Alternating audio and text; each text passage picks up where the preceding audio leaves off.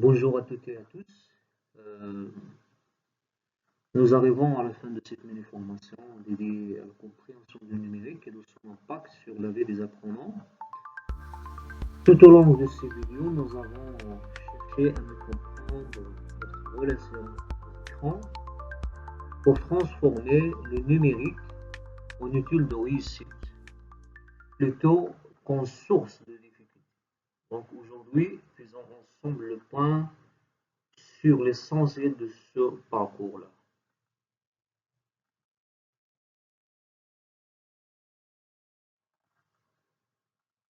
Donc,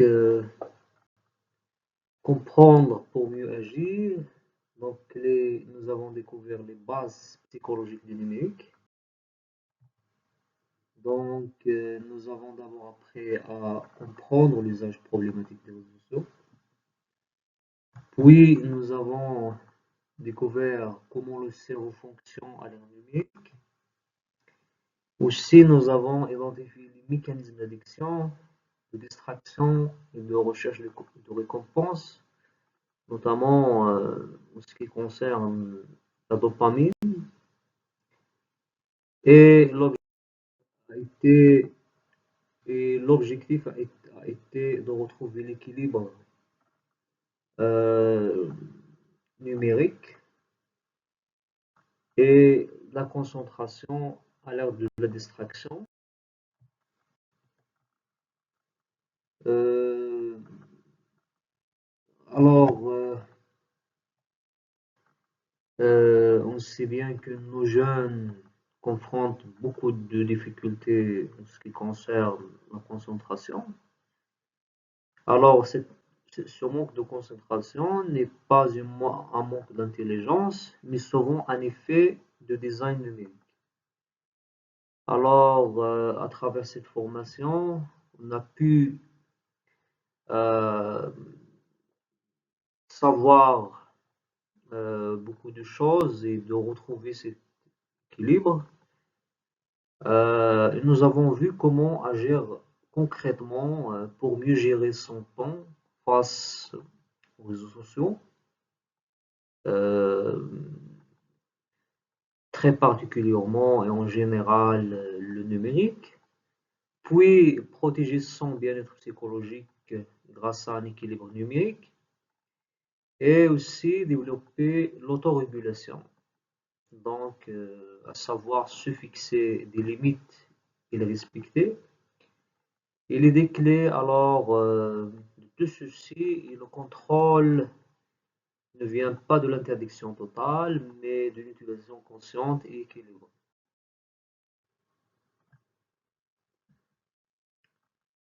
Et après, nous avons vu une stratégie globale et intégrée sur la réussite académique des jeunes,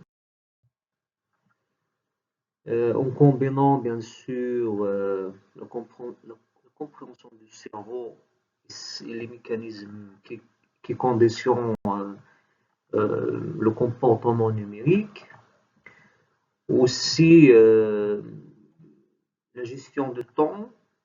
Donc, comment on gère le temps? On a découvert quelques stratégies de gestion de temps. Aussi, comment retrouver un équilibre psychologique à l'ère digitale.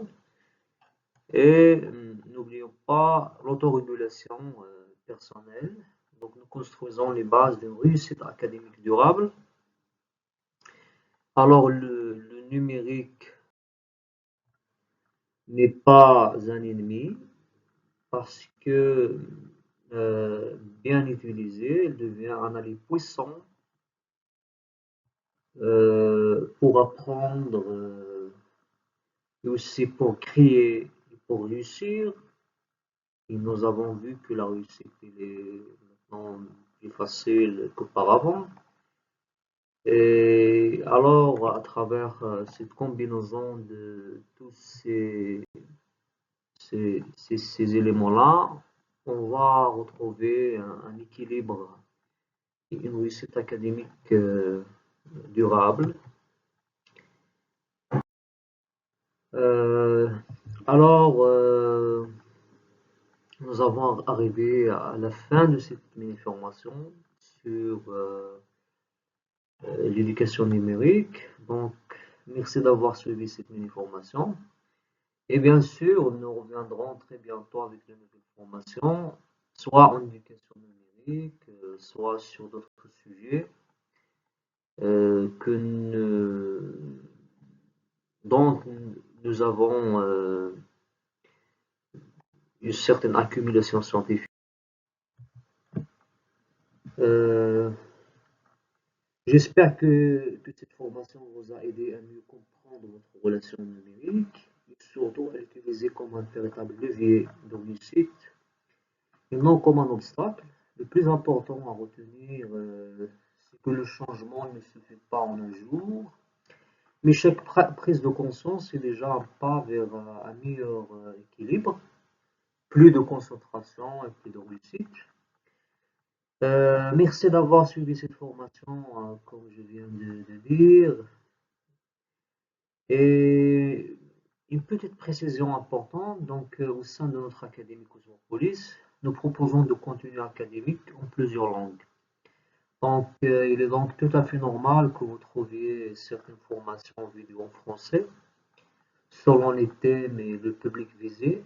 Donc, cette formation, elle est, comme nous avons cité dans la première vidéo, elle est visée principalement au public jeune, aux jeunes générations, notamment les étudiants, aussi les parents et les enseignants.